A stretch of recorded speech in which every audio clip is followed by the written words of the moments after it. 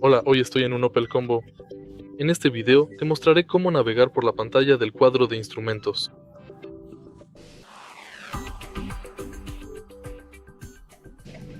Para empezar, echa un vistazo al cuadro de instrumentos. Justo aquí tenemos esta palanca. Gracias a ella podemos navegar por el menú. Simplemente gira la perilla ubicada en la parte superior de la palanca y ahora podemos entrar al menú de asistentes.